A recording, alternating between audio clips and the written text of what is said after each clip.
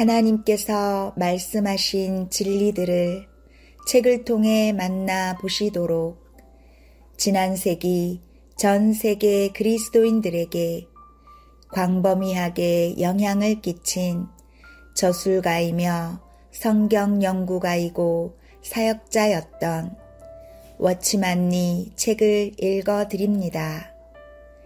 은혜가 함께하시길 바랍니다. 그리스도인의 50 필수 과정 2권 제15장 찬송 시편 104편 33절 나의 평생에 여호와께 노래하며 나의 생존하는 동안 내 하나님을 찬양하리로다. 에베소서 5장 19절 시와 찬미와 신령한 노래들로 서로 화답하며 너희의 마음으로 주께 노래하며 찬송하며 마태복음 26장 30절 이에 저희가 찬미하고 감람산으로 나아가니라. 사도행전 16장 25절 밤중쯤 되어 바울과 실라가 기도하고 하나님을 찬미하매 죄수들이 듣더라. 주님을 믿은 후 우리는 찬송 부르는 것을 배워야 한다. 그리스도인이 집회에 와서 찬송을 부를 줄 모르는 것은 상당히 큰 문제이다. 집회에서 기도는 항상 소홀히 여겨져 왔다.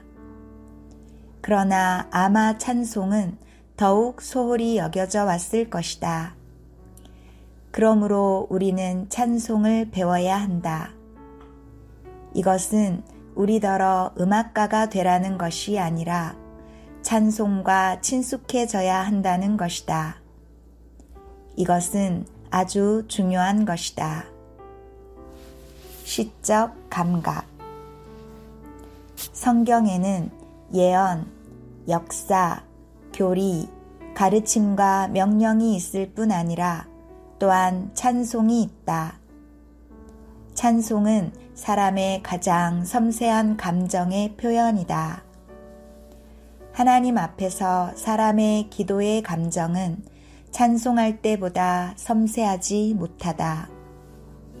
하나님은 우리에게 섬세한 감정을 갖게 하시려고 성경에 여러 가지 많은 시를 주셨다. 시편, 아가서, 애가가 있을 뿐 아니라 역사와 계명들 속에도 때로 시를 추가하셨다. 바울 서신의 많은 가르침 중에도 사이사이에 시가 삽입되어 있다. 이런 사례들은 하나님의 목적이 그분의 백성들의 느낌이 섬세하게 되기를 원하시는 것임을 우리에게 보여준다. 우리 주님의 감정은 섬세하고도 부드럽다. 그러나 우리 사람에게는 섬세한 감정이 있는가 하면 거친 감정도 있다. 화내고 성질을 내는 것은 거친 감정이다. 화는 내지 않지만 감정이 섬세하지 못한 사람도 있다. 하나님은 우리가 사랑과 자상함과 긍휼과 동정을 표하는 섬세한 감정을 갖기 원하신다. 하나님께서 우리가 고난 중에서 찬송하고 고통 중에서 하나님의 이름을 찬미하기 원하시는 것은 이것들이 모두 섬세한 감정의 표시이기 때문이다. 사람이 남을 사랑할 때나 용서할 때나 남을 긍휼히 여길 때에도 그의 감정은 섬세하다. 하나님은 그분의 자녀들의 감정이 갈수록 섬세하고 시적이도록 인도하신다. 하나님 앞에서 많이 배우지 못한 사람일수록 그의 감정은 거칠고 시적이지 못한다. 발걸음이 요란하고 남의 느낌을 주의하지 않고 집회소에 들어서는 그리스도인은 배우지 못한 그리스도인이다. 이런 사람은 찬송을 부르고 있다 하더라도 시적이지 않다. 집회소에 들어올 때 이리저리 부딪히고 심지어 의자를 넘어뜨리는 사람은 찬송하는 사람답지 않다.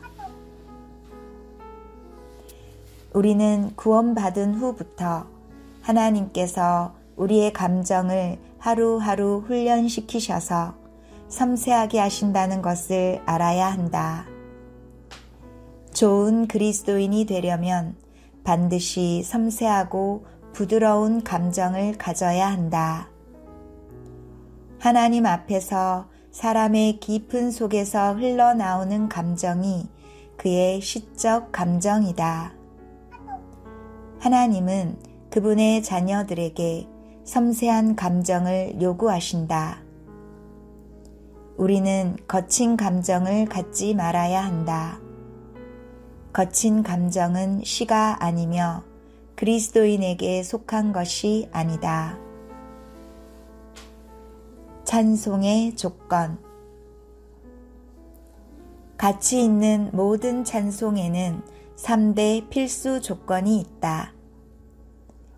이들 중에서 한 가지라도 결핍될 때 그것은 좋은 찬송이라고 할 수 없다. 첫째로 진리면에서 근거가 있어야 한다. 많은 찬송들이 다른 조건들에는 부합하지만 진리에서는 문제가 있다.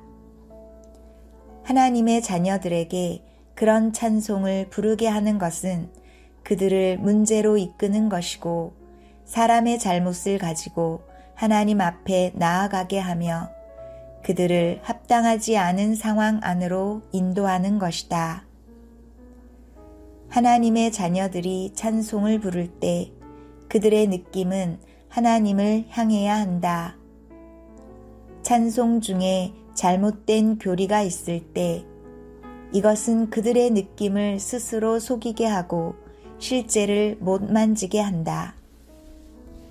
하나님은 우리가 시적인 감동이 아니라 진리로 그분을 만나기 원하신다. 우리는 오직 진리 안에서 하나님 앞에 나올 수 있다. 진리 안에서 하나님 앞에 나오지 않는 것은 잘못된 것이므로 실제를 만지지 못한다. 주 예수님의 피가 우리 마음을 씻었다고 말한 복음 찬송이 있다. 그러나 신약에서 우리는 주 예수님의 피가 우리의 마음을 씻는다는 말씀을 보지 못한다. 주 예수님의 피는 우리의 마음을 씻는 것이 아니다. 성경에는 이런 말씀이 없다. 히브리서 9장 14절은 주 예수님의 피가 우리의 양심을 씻는다고 말한다. 주님의 피는 마음 자체를 씻는 것이 아니라 우리의 죄들을 씻는다. 죄들이 씻어짐으로 우리의 양심은 더 이상 우리를 정죄하지 못한다. 그러므로 피는 우리의 마음을 씻지 않고 우리의 양심을 씻는다. 우리의 마음은 피로 씻어질 수 있는 것이 아니다. 만물보다 거짓되고 심히 부패한 것은 마음이라. 어떻게 씻어도 깨끗하게 될 수 없는 것이 사람의 마음이다. 마음에 대한 성경의 가르침은 사람에게서 돌 같은 마음을 제하고 고기 같은 마음을 주는 것이다. 옛 마음을 씻는 것이 아니라 새 마음을 주는 것이다. 사람이 주님을 믿을 때 하나님은 옛 마음을 씻으시지 않고 사람에게 새 마음을 주신다. 사람의 양심의 거리낌을 씻는 것이지 마음을 씻는 것이 아니다.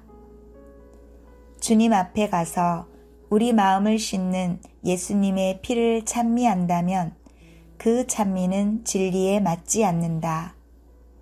그러므로 이것은 아주 엄숙한 일이다. 만일 어떤 찬송의 교리가 틀렸다면 그 찬송은 사람들을 잘못된 느낌 안으로 인도하는 것이다. 많은 찬송에는 시대적인 구분이 없다.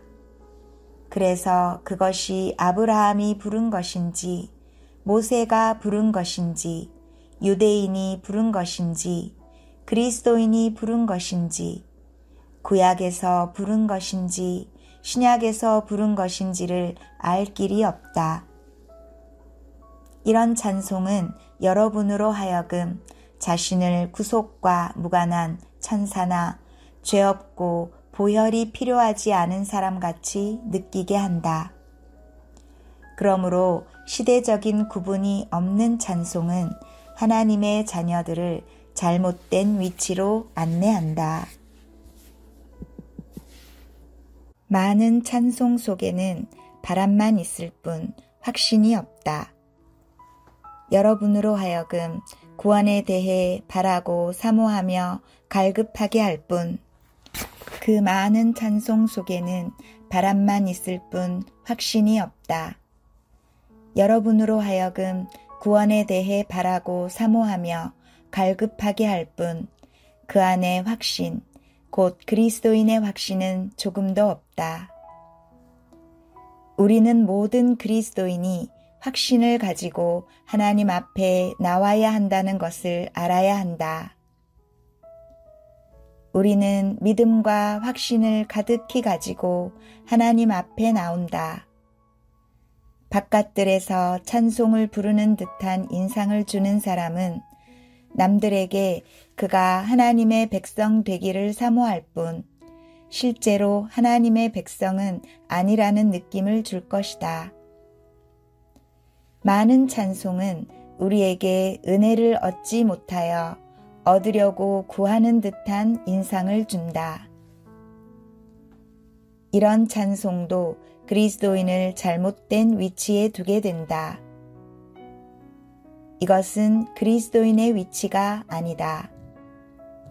확신이 있고 자신이 구원받은 것을 아는 것이 그리스도인의 위치이다. 확신이 부족한 찬송은 그리스도인이 부르기에 합당하지 않다. 많은 찬송에서 보편적으로 범하는 또 하나의 과오는 곧 사람이 죽은 후에 영광에 들어가게 된다고 말하는 것이다. 많은 찬송은 죽은 후에 영광에 들어간다고 말한다. 이는 마치 사람은 죽음을 통해 영광 안에 들어갈 수 있다는 인상을 준다. 그러나 성경에는 죽은 후에 영광 안으로 들어간다는 말씀이 없다. 영광 안에 들어감은 이와 별개의 문제이다. 우리는 죽은 후에 영광에 들어가는 것이 아니라 부활하기를 기다린다. 오직 주님만이 죽으신 후에 영광에 들어가셨다. 이것은 성경의 분명한 가르침이다. 하나님께서 자녀들로 하여금 죽은 후에 영광에 들어가게 한다 라고 착각하게 하는 찬송은 우리가 부르기에 합당하지 않다. 왜냐하면 그것은 사실이 아니기 때문이다. 그러므로 좋은 찬송은 반드시 정확한 교리를 갖추어야 한다. 정확한 교리가 갖추어지지 않은 찬송은 그리스도인들을 잘못된 대로 인도한다. 둘째로, 교리만 옳다 해서 다 좋은 찬송은 아니다. 또한 시의 형식과 구조를 갖추어야 한다. 진리가 옳은 것만으로는 판단할 수 없다. 진리가 옳을 뿐 아니라 시의 형식과 구조를 갖추어야만 좋은 찬송이라고 말할 수 있다. 찬송은 설교가 아니다. 우리는 설교의 기록으로 찬송을 쓸 수 없다. 참 하나님께서 천지를 창조하셨다로 시작된 찬송이 있는데 이는 좋은 교리일 뿐 결코 그것을 찬송으로 삼을 수는 없다. 이것은 교리이지 찬송이 아니다. 시편에 있는 찬송은 모두 시적인 냄새를 풍긴다. 모든 찬송의 구조와 표현들은 시인의 말로 하나님의 뜻을 표현한 것으로서 모두가 아주 부드럽고 섬세한 것이다. 그러므로 일정한 길이의 자구를 갖추어야 찬송이 되는 것이 아니라 전체 구조와 형식이 시적이어야 한다.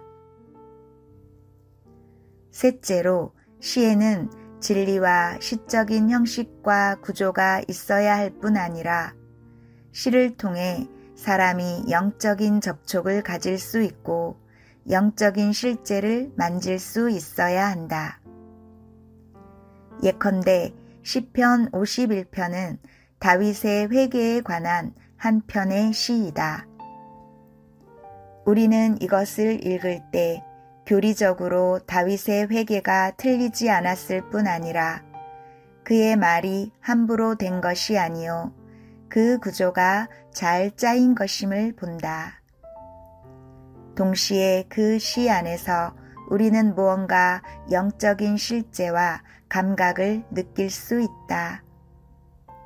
우리는 그것을 찬송의 부담이라고 말할 수 있다. 거기에서 다윗이 회개했기에 그 시는 회개의 감각이 풍부하다. 시편을 읽을 때마다 우리는 거기에 있는 모든 감각이 믿을만함을 볼 수 있다. 시를 쓴 사람은 기쁠 때는 뛰면서 높은 소리로 환호하고 슬플 때는 애통하였다. 실제가 없이 말만 한 것이 아니라 말 속에 영적인 실제가 있다. 그러므로 찬송은 정확한 교리와 시적인 형식과 구조를 갖추어야 할 뿐 아니라 영적 실제의 감정을 가져야 한다. 바꾸어 말해서 한편의 찬송이 슬프다면 마땅히 슬퍼야 하고 즐겁다면 응당 즐거워야 한다. 찬송은 항상 우리에게 어떤 것을 느끼게 한다. 우리가 회개의 찬송을 부를 때 속에 공명이 없고 오히려 부를수록 희희낙낙해서는 안 된다. 우리는 하나님을 찬미한다고 말하면서 자신은 슬퍼하고 괴로워해서는 안 된다. 우리는 헌신의 느낌이 없이 헌신을 표명하는 찬송을 부를 수 없다. 우리는 결코 자신이 선하고 자랑할 것이 있다는 느낌을 갖고서 하나님 앞에 엎드러지고 하나님에 의해 파쇄되는 한편의 찬송을 말할 수 없다. 만일 어떤 한편의 찬송이 우리에게 정확한 느낌을 주지 못한다면 그것은 좋은 찬송이라고 말할 수 없다. 찬송의 감정은 반드시 진실하고 영적인 실제를 만질 수 있는 것이어야 한다. 찬송은 반드시 진리가 정확하고 시의 구조를 갖추어야 하며 동시에 찬송을 부르는 사람으로 하여금 영적인 실제와 찬송의 말한 바를 만지게 해야 한다. 이 세 가지가 완비되어야 좋은 찬송이라고 말할 수 있다. 찬송의 사례들. 대표적인 몇 개의 찬송을 보기로 하자. 사례 1. 찬송가 110장. 들어보라, 천천만만 내성같이 외치며 마음 다해 하나님의 어린 양을 높이네. 천천만만의 성도들 즉시 화답하네. 찬송의 메아리 울려 퍼지도록 어린 양을 찬양하는 찬미 바라네. 하늘 위에 모든 이들 함께 모여 노래해. 모든 입이 바라네 크고 높은 찬미를. 조화 이룬 메아리 무한히 울려 퍼지네. 우리 마음의 감사의 향연 아버지의 보좌 향해 영원토록 타오를 때 모든 무릎 예수 향해 꿇는다네. 하늘의 모든 뜻이 참으로 하나 되었네. 하나님은 선포하네 그의 모든 지혜로. 그의 아들 그와 같이 존귀함을 선포해. 빛 발하는 아들의 모든 광채 아버지의 영광 나타내. 성령께서 모든 곳에 스며드니 셀 수 없는 하늘 사람들 어린 양을 둘러싸 쇠하지 않는 빛과 기쁨으로 관 썼네. 스스로 계신 분을 환호하며 찬미해. 안식과 기쁨이 충만한 새 창조 온전하고 견고해 결코 요동 않네. 예수님의 완전한 구원의 축복 얻으니 이제 다시 고통 속박 없으리. 다시 들어보라 하늘의 찬송을. 찬미 소리 장엄히 울려 퍼지네. 우주 안에 아멘이 충만해. 아멘 아멘 기쁨으로 화답해. 우리가 부른 찬송 중에서 이렇게 위대한 찬송을 찾기란 쉽지 않다. 이 찬송은 다비가 쓴 것이며 1881년에 그가 위그람 씨와 이 찬송을 편집할 때 몇 절을 삭제하여 7절만 남았다. 이 찬송의 어감은 사람을 향한 것 같지만 실제로는 하나님을 향하고 있다. 우리는 이 찬송을 부를 때 자연스럽게 이것이 계시록 4장과 5장의 광경, 곧 주님께서 승천하신 후 우주의 상황을 말한 것 같다고 느낄 수 있다. 이 찬송에는 골고다와 부활과 승천이 있다. 하늘에는 영광이 충만하고 예수님의 이름으로 인하여 모두 입 벌려 찬송하며 무릎 꿇고 경배한다. 하늘에서 땅 위에서 땅 아래에서 사면 팔방에서 찬송하고 온 우주가 그분을 찬양하고 있다. 참으로 그 뜨거움과 장엄함은 극점에 이르렀다. 영적인 능력을 받지 못한 사람은 이런 찬송을 써내지 못한다. 들어보라 천천만만 내성같이 외치며. 아무렇게나 천천만만의 음성이 나겠는가? 부른 사람은 작은 벌레 같은 그리스도인일지라도 그 속에 포함된다. 들어보라 천천만만 내성같이 외치며 마음 다해 하나님의 어린 양을 높이네. 천천만만의 성도들 즉시 화답하네. 하나님의 어린 양이 높여질 때 모든 성도가 화답한다. 이쪽에서는 찬송 소리가 울려오고 저쪽에서는 화답 소리가 울린다. 천천만만의 음성이 외친다. 죽임을 당하신 어린 양이 능력과 부와 지혜와 힘과 존귀와 영광과 찬송을 받으시기에 합당하도다. 이 음성이 끝나기도 전에 또 하늘 위에와 땅 위에와 땅 아래와 바다 위에와 또 그 가운데 모든 만물이 보좌에 앉으신 이와 어린 양에게 찬송과 존귀와 영광과 능력을 세세토록 돌릴지어다 라고 화답한다. 상황이 어떤가? 폭발할 것 같은 함성, 그 힘 한량없다네. 이 소리가 터질 때에는 폭발할 것 같은 무한한 기세가 있다. 1절부터 이렇게 웅장하고 장엄한 광경으로 인도하기 때문에 찬송하는 사람은 자신의 왜소함을 느끼게 된다. 여기서 천만의 음성이 뇌성같이 외치며 천천만만의 음성이 메아리치고 한량없이 밀려와 한 목소리로 하나님의 어린 양을 찬양한다. 이 찬송은 이와 같이 위대한 감정에서 시작된다.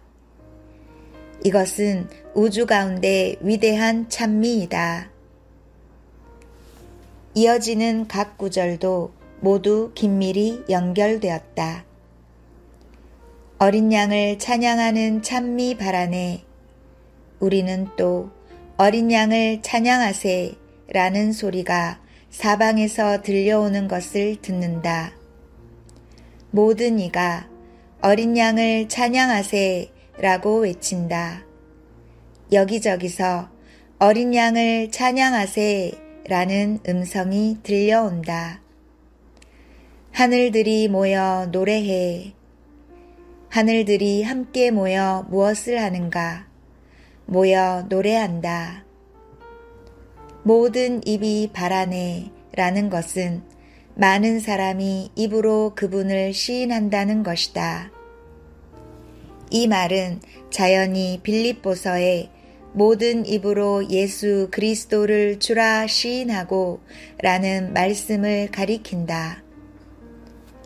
그분을 시인하지 않는 입이 하나도 없기 때문에 메아리가 조화를 이루고 결국 온 우주 가운데 무한히 찬송이 울려 퍼진다. 우주 가운데 무한한 찬송이 울려 퍼진다.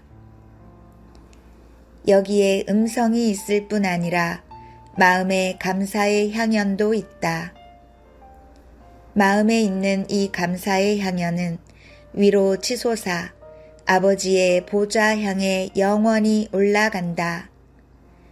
우리가 입으로 외칠 뿐 아니라 마음의 뜻도 하나님을 향해 계속 올라간다.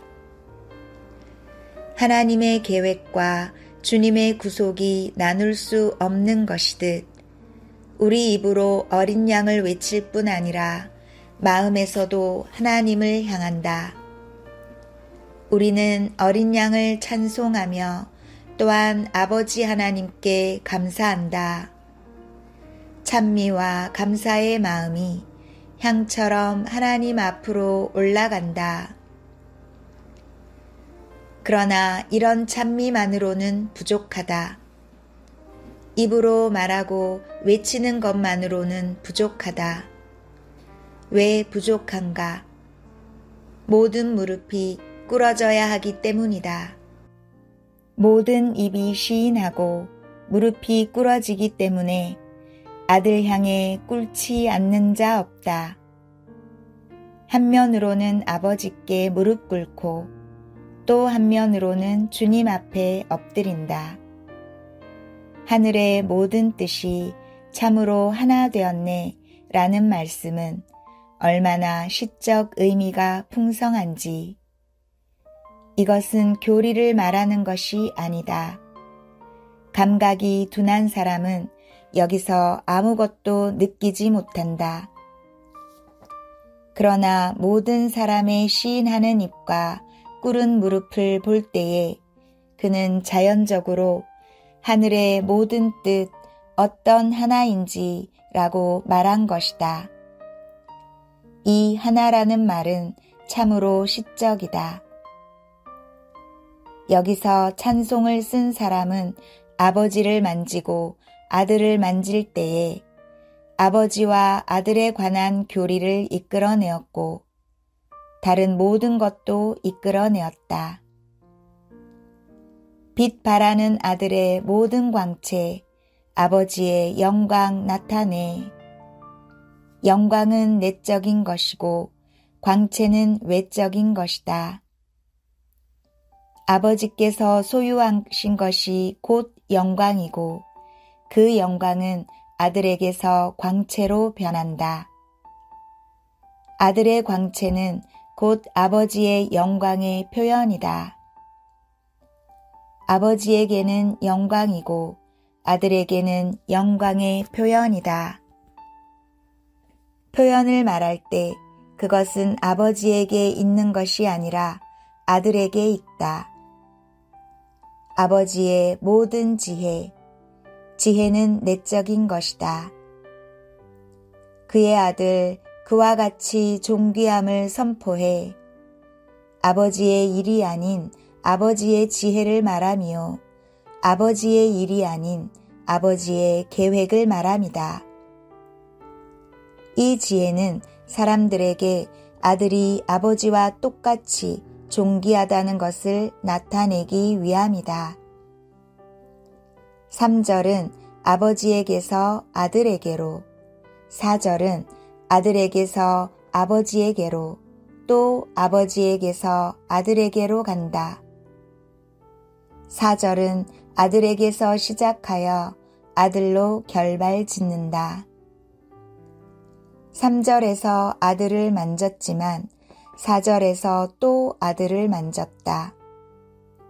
여기서 우리는 아버지와 아들에 관한 교리를 볼 수 있다. 아버지와 아들을 만진 사람은 여기서 멈춰서는 안 되고 다음으로 이어져야 한다. 성령으로 모든 곳에 스며드네. 이제 성령께서 나오셨다. 성령께서 나오실 때의 상황은 아들과 아버지의 상황과는 다르다. 성령은 어디든지 침투하고 스며들며 어디든지 계신다. 우주 안에는 성령이 충만하다. 셀 수 없는 하늘 사람들, 환호하며 찬미해. 여기서 하늘의 사람은 시적인 표현이다. 하늘의 천사와 생물들과 셀 수 없는 존재들이 환호하며 찬미한다. 구할 때에는 기도만 있고 찬미가 없어진다. 오늘날 하늘에 있는 셀 수 없는 존재들은 환호하며 찬미한다. 그들은 어린 양을 둘러싸 기쁨에 충만하여 와서 스스로 계신 그분을 찬송한다. 스스로 계신 분은 곧 나는 이다 이신 분이다. 이것은 참으로 위대한 찬미의 시이다. 우리도 사방을 둘러보아 안식, 기쁨 누릴 수 있는 온전하고 견고한 새 창조를 보아야 한다. 사방에는 만족과 안식과 견고함, 그리고 기쁨이 가득하다. 모든 것이 만족스럽고 안식할 만하며 견고하고 기쁨이 가득하다. 이것은 그의 구원의 축복을 얻었기 때문이다. 이제 다시 고통이 없고 속박받지 않으며 모든 문제가 다 지나갔다. 다시 들어보라 하늘의 찬송을. 들어보았는가? 찬미 소리 울려 퍼지네. 각처에서 찬양 소리가 들려온다. 또 들어보라. 우주 안에 아멘이 충만하네. 우주 전체 곳곳에 아멘 하지 않는 곳이 없고 찬미와 아멘이 충만하다. 왜 그런가? 아멘, 아멘, 기쁨으로 화답해. 마지막으로 사용된 아멘은 가장 시적인 의미가 들어있는 것으로서 부른 다음에 아멘 하는 것이 아니라 기쁨으로 화답하는 것이다. 이 찬송은 우리에게 계시록 4장과 5장 그리고 빌립보서 2장에서 말한 상황, 곧 구속된 우주를 보여준다. 이것은 영원 안에 있는 찬미이다. 사례 2. 찬송가 423장. 내 의지 능력 약하고 내 소망 다 소멸됐네. 오직 주 내게 역사해 부축하심만 의지해. 나의 힘 다 쏟았어도 그 결과 실패뿐이니 주 외엔 믿을 것 없네. 주 날 지킴만 믿겠네. 내 마음 높아질 때에 위험한 땅에 넘어져 어떤 일 어떤 곳에나 주님만 내게 필요해. 강한 주 날 채유라니 주 얼굴만을 구하네. 나는 약하고 약해도 주 은혜 내 능력일세. 이 찬송은 사람이 하나님께 향하는 가장 좋은 시이다. 내 의지 능력 약하고, 의지의 약함은 내적인 것이고 능력의 약함은 외적인 것이다. 이런 상태에 떨어질 때 속에서 무엇을 결정하려 해도 결정하지 못하고 밖에서 무엇을 하려 해도 할 수 없게 된다. 원함이나 다른 박질도 소용없다. 내 소망 다 소멸됐네. 그럼 나는 어떻게 해야 하는가? 나는 오직 주 내게 역사하기를 바란다. 찬송을 쓴 사람은 혼자 말하다가 갑자기 하나님께로 돌아가서 하나님 앞에 나아가 부축하심만 의지하게 하시는 하나님만 바라본다. 이 뜻은 한 걸음 한 걸음 당신의 인도 외에 다른 소망이 없다라는 것이다. 이 시인은 이런 위치에 서 있다. 이어서 나의 힘 다 쏟았어도 는 정말 시적이다. 이런 표현은 설교가 아니라 시가이다. 그 결과 실패뿐이니 결국은 어떤가? 주 외엔 믿을 것 없네. 극한 실망에 빠진다. 그럼 어떻게 해야 하는가? 주 날 지킴만 믿겠네. 주님의 지키심은 어떤 것인가?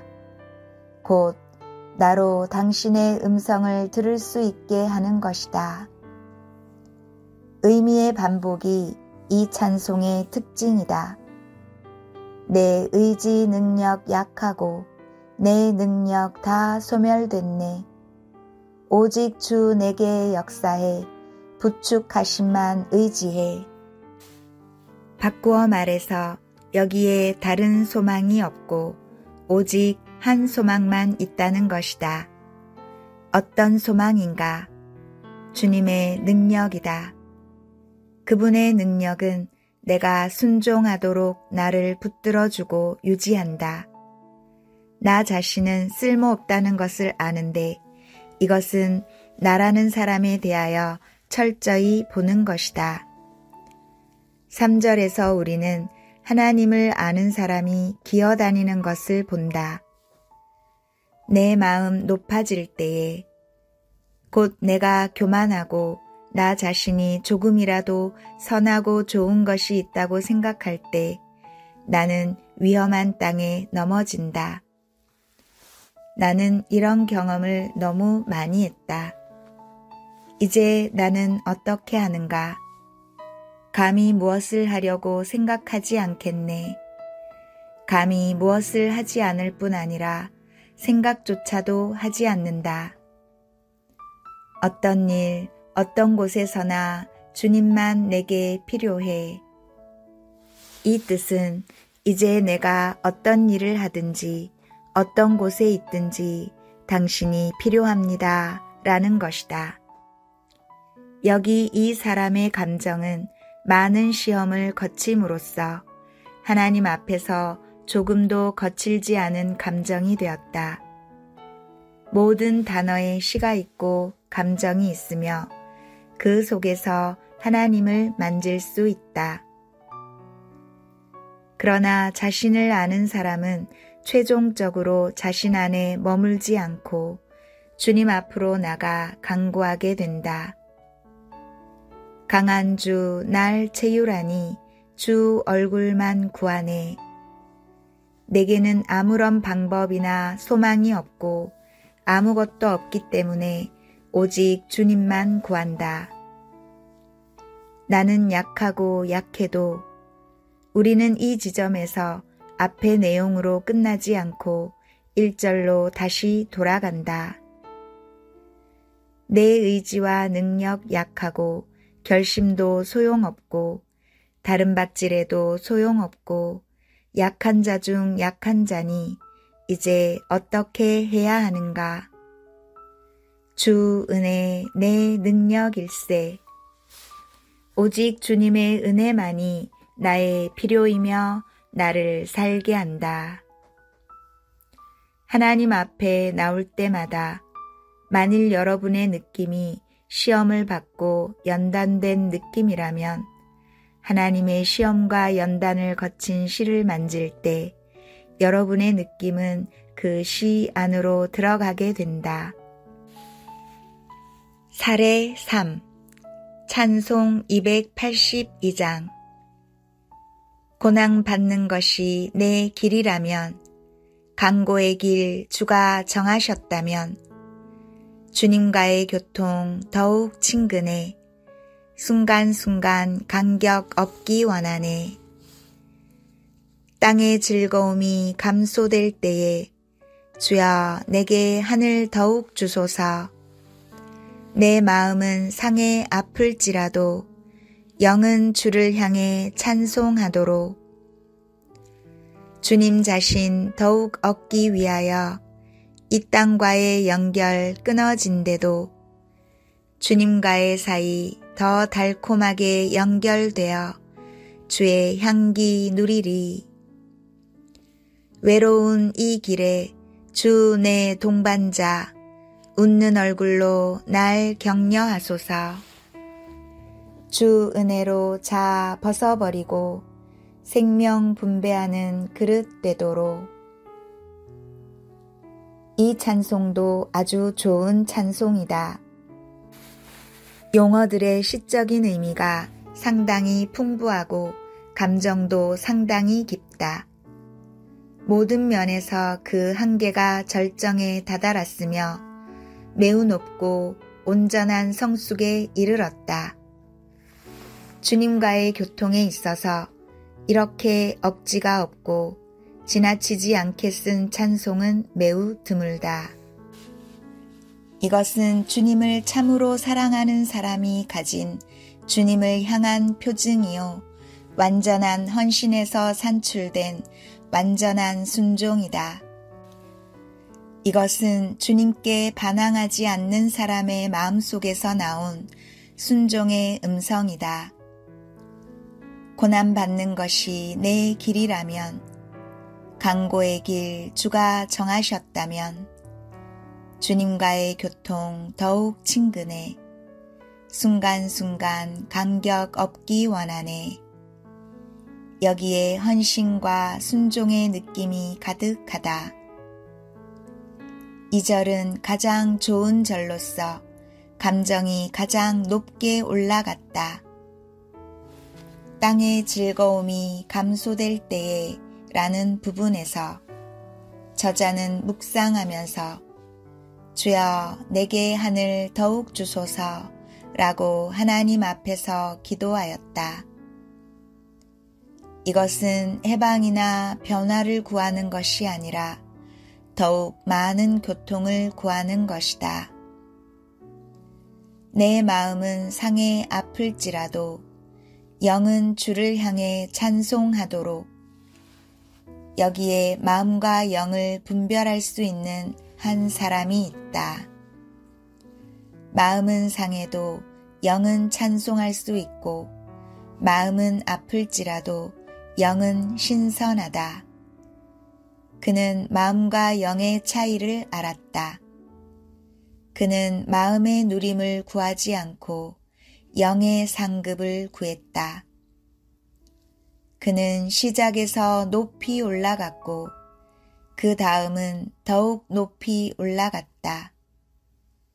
첫 마디는 땅의 즐거움이 감소될 때이고 다섯 번째 마디는 이 땅과의 연결 끊어진 데도이다. 땅으로 연결되는 이 두 마디가 모두 좋은 시이다. 이 땅과의 연결 끊어진 데도 주님과의 사이 더 달콤하게 연결되어 주의 향기 누리리. 그는 안일함과 도피를 구하지 않고 더욱 달콤한 교통을 구하였다. 시를 쓴 사람은 뒷부분에서 이 땅과의 연합을 주님과의 연합으로 바꾸었다. 이것은 참으로 사랑스럽다. 감정이 옳고 용어도 옳으며 구조도 옳음으로 참으로 아름답다. 사절은 이미 절정에 이르렀기 때문에 다음의 기도가 있다. 외로운 이 길에 주 내 동반자 웃는 얼굴로 날 격려하소서. 웃는 얼굴과 격려는 얼마나 영적이고 시적인 표현인지 모른다. 주 은혜로 자아 벗어버리고 생명 분배하는 그릇 되도록. 이 뜻은 이렇다. 주여, 내게 다른 바람이 없습니다. 오직 자아를 버리고 당신의 뜻을 살아내는 거룩한 그릇이 되기 원합니다. 이것은 헌신하는 사람이 고통 중에서 하는 기도의 마지막 음성이다. 우리가 이 찬송을 자세히 읽어본다면 이 찬송이 좋은 찬송임을 알게 될 것이다. 우리는 하나님 앞에 나아가서 이런 찬송과 찬송 속에 있는 영을 배워야 한다. 찬송의 분류.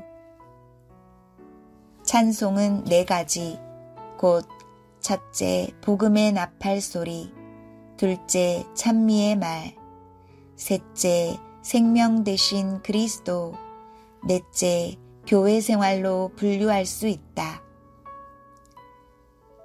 첫째 부류는 복음의 나팔 소리이다. 이것은 전적으로 복음 전파만을 위한 것이다.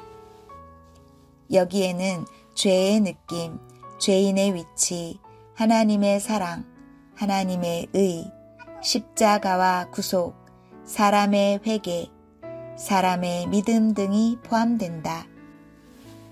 복음 찬송을 부를 때에는 복음을 들으러 온 사람들이 함께 부르도록 해야 한다. 여기에 한 가지 문제가 있다. 찬송은 구원받은 우리가 만든 것이므로 우리는 그것에 대해 느낌이 있겠지만 복음을 듣는 사람들은 그런 느낌을 갖고 있지 않다. 그들로 속에 느낌이 없는 찬송을 부르게 한다는 것은 쉬운 일이 아니다. 그러나 만일 하나님께서 그 찬송들을 축복하신다면 찬송을 통해 죄인들 속에 있는 감추어진 필요가 표현됨으로써 그들이 자신의 상태를 발견하여 하나님의 구원을 보게 될 것이다.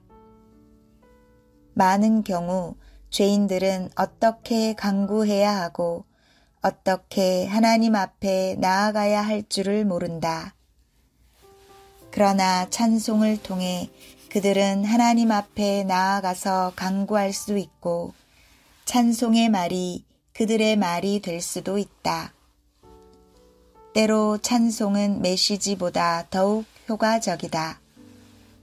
그럴지라도 하나님의 축복이 필요하다. 복음 찬송을 찬송가에 싣는 목적은 하나님의 자녀들의 활용을 위한 것이다. 복음을 전할 때에는 찬송 내용을 큰 글씨로 쓰거나 복사해서 부르는 것이 가장 좋다. 그들더러 찬송가 중에서 한 곡을 고르게 하는 것은 합당하지 않다. 둘째 부류는 찬미의 말이다. 구원받은 날부터 우리는 하늘에서 온 기쁨을 얻었고 또 우리 속에서부터 하늘로 향한 감사와 찬미가 흘러 넘쳤다. 우리가 영적 노정에서 점점 진보하여 하나님의 사랑과 하나님의 의와 하나님의 은혜와 하나님의 영광에 대하여 더 깊고 더 많은 인식을 가질 때 우리의 찬미도 우리 마음과 입에서부터 끊임없이 흘러나오게 된다. 이 부류의 찬송은 주님과 하나님에 대한 우리의 찬미를 포함한다. 셋째 부류는 생명 되신 그리스도이다. 하나님께서 우리를 구속하신 목적은 그리스도의 생명을 살아 나타내게 하시기 위한 것이다. 하나님은 우리에게 그리스도를 본받으라고 하시지 않고 부활한 그리스도를 우리 몸으로 살아내라고 하셨다. 그리스도께서 이 땅 위에 계실 때 그분은 마리아에게서 얻은 몸을 통해 그분 자신을 살아 나타내셨다. 그러나 부활하신 후에 그분은 몸인 교회를 통해 그분 자신을 살아 나타내신다. 그러므로 죄인이었을 때 우리의 추구는 구원과 의롭다 함이었고 성도가 된 후에 우리의 추구는 그리스도의 생명에 대한 인식과 체험 및 그리스도의 생명을 살아 나타내는 것이다. 이제는 내가 산 것이 아니요 오직 내 안에 그리스도께서 사신 것이라. 그분은 우리를 대신하여 이 땅에 사시고 우리를 위하여 우리의 죄를 처리하시며 우리가 만날 시험과 육체를 처리하시고 우리의 생명과 거룩함과 사랑과 우리의 희락이 되신다. 우리가 아니라 그분이시다. 이 시대에서 성령의 운행은 바로 이것을 위한 것이다. 이 생명의 추구와 체험에 관계된 모든 찬송, 곧 우리 안에 있는 생명을 알기 시작한 데부터 신뢰와 교통과 만족과 전쟁과 봉사에 이르기까지 이 생명의 표현들은 모두 이 부류에 속한다. 넷째는 교회 생활이다. 이는 그리스도인의 일반적인 생활, 곧 기타 일상적인 상황과 체험과 일과 사무들을 포함한다. 이 부류에는 집회, 결혼, 애찬, 가정, 자녀들에 사용되는 찬송들이 있다. 찬송의 활용. 우리가 찬송을 활용할 때에는 다음 몇 가지를 주의해야 한다. 찬송의 대상. 찬송의 대상은 세 부류이다. 바꾸어 말해서 찬송은 세 부류의 대상을 향해 부를 수 있다. 하나님을 향한 찬송. 이것은 찬송에서 가장 중요한 부분이다. 찬송의 목표는 하나님을 향해야 한다. 시편의 내용은 주로 하나님을 향한 찬송이다. 유명한 시편 51편은 바로 하나님을 향하여 간구하는 찬송이다. 모든 찬미의 찬송이나 감사의 찬송이나 기도의 찬송은 모두 하나님을 향해 부른 것이다.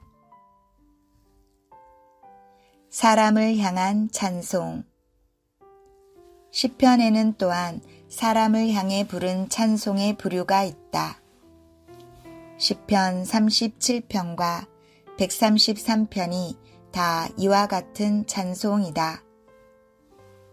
이 부류의 찬송은 사람에게 말씀을 선포하거나 하나님 앞으로 나아가도록 사람을 격려하는 찬송이다.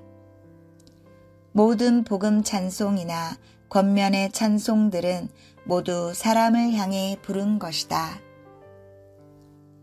골로새서 3장 16절에 시와 찬미와 신령한 노래로 피차 가르치며 권면하고 마음에 감사함으로 하나님을 찬양하고 라는 말씀에서 찬송도 가르침과 권면하는 데 사용될 수 있음을 본다. 이것이 사람을 향한 찬송이다. 그러나 이와 동시에 마음에 감사함으로 하나님을 찬송하는 것이 있기 때문에 하나님을 향한 것이기도 하다. 그러므로 사람을 향한 찬송은 동시에 하나님을 향한 찬송이다.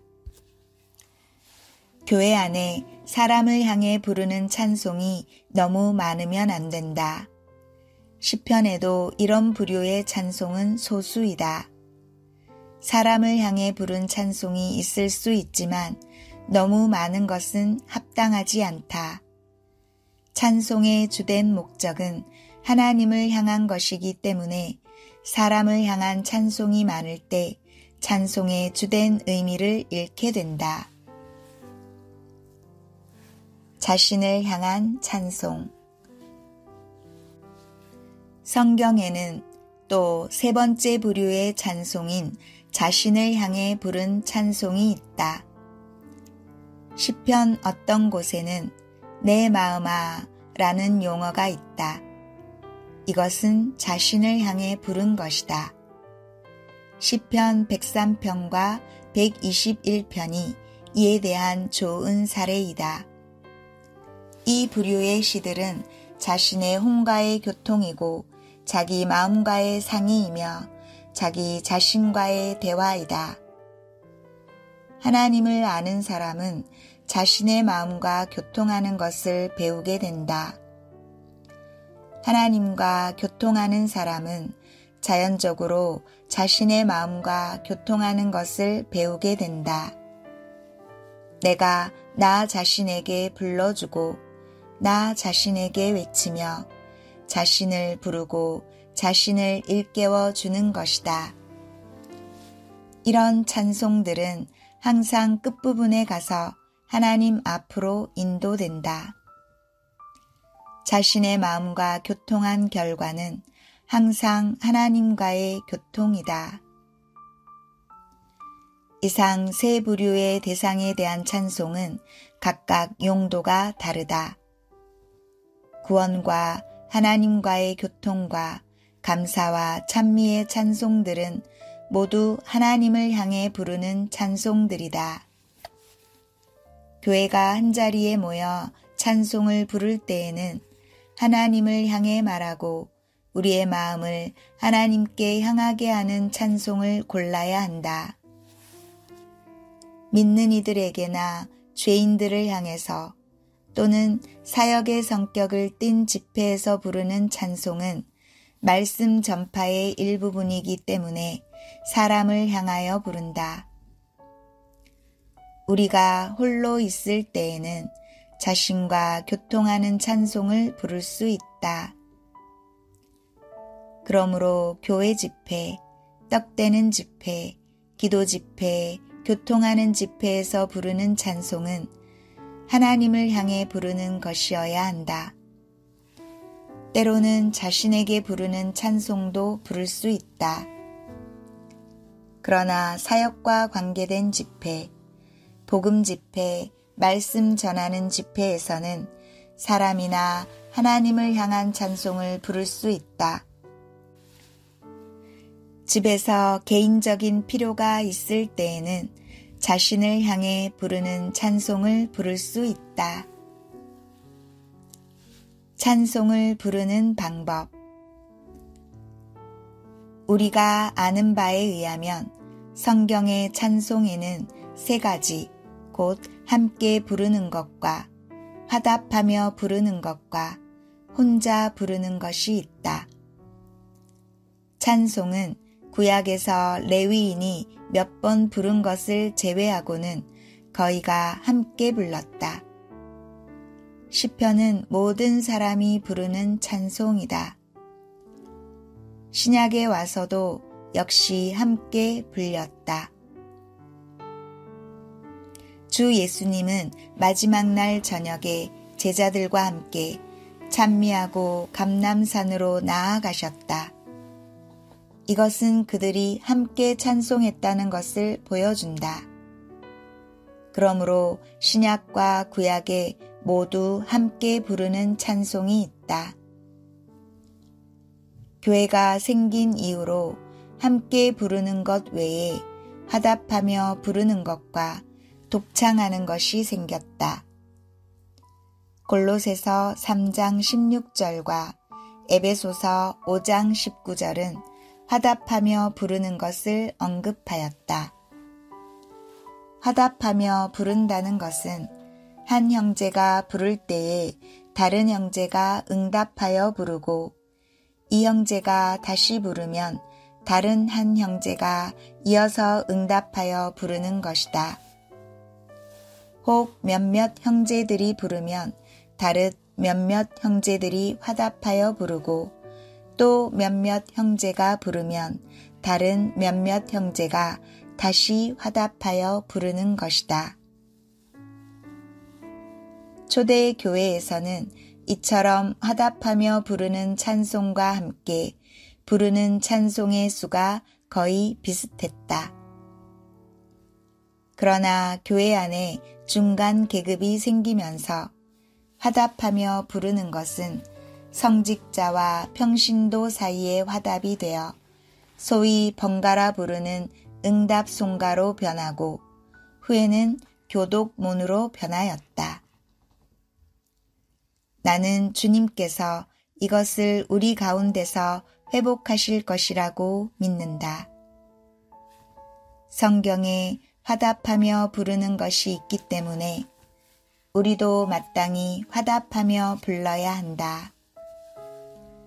한 절씩 한 절씩 화답하거나 자매와 형제가 서로 화답하거나 한 사람이 대중과 화답하며 부르거나 몇 사람씩 화답하며 부르거나 앞에 앉은 사람과 뒤에 앉은 사람이 화답하며 부르거나 왼쪽에 앉은 사람이 오른쪽에 앉은 사람에게 화답하며 불러도 좋다.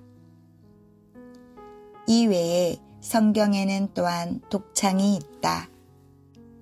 고린도전서 14장 26절은 찬송시도 있으며 가르침도 있으며 계시도 있으며 라고 말한다.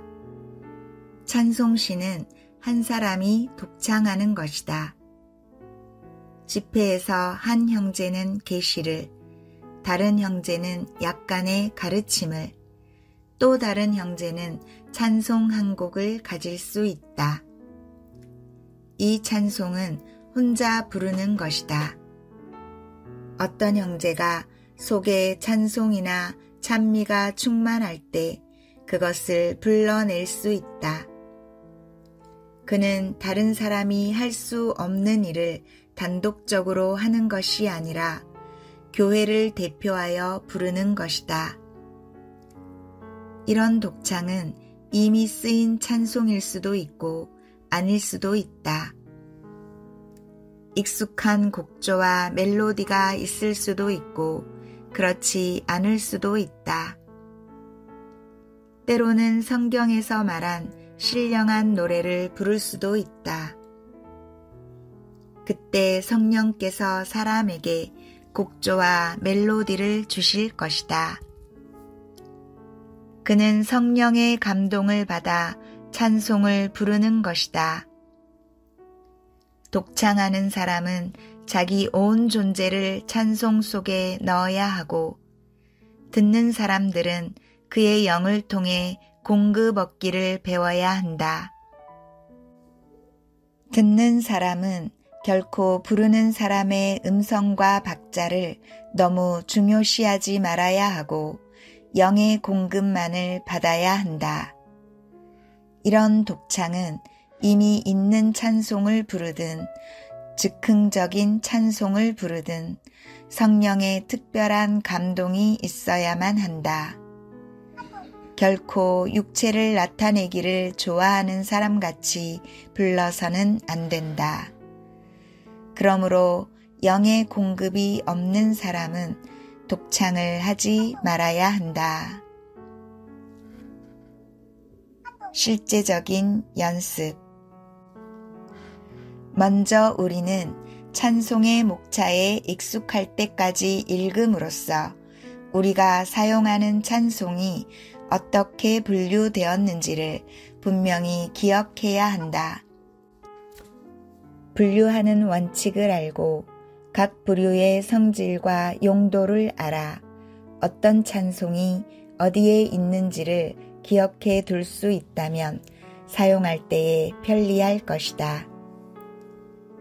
그런 다음 여러분과 가장 관련된 찬송을 먼저 찾아내서 불러보라. 먼저 찬송의 단어를 이해하고 기호들을 구분하며 시를 쓴 사람의 생각이 어떻게 진전되고 어떻게 발전되는지를 찾아내야 한다. 여러분의 마음은 열려야 하고 감정은 예민해야 하며 의지는 부드럽고 생각은 맑아야 한다. 이렇게 한 다음에는 연습 삼아 불러보아야 한다. 한 주에 2-3곡을 배울 수 있다. 만일 부를 줄 모른다면 처음에는 매일 아침에 1-2곡씩 흥얼거릴 수 있다. 여러분은 간단한 박자를 만들어서 찬송을 흥얼거릴 수 있다. 이렇게 할 때 여러분은 찬송의 영을 자연스럽게 만지게 되고 영적 느낌을 갖게 된다. 그러나 박자대로 부르기를 배워야 한다.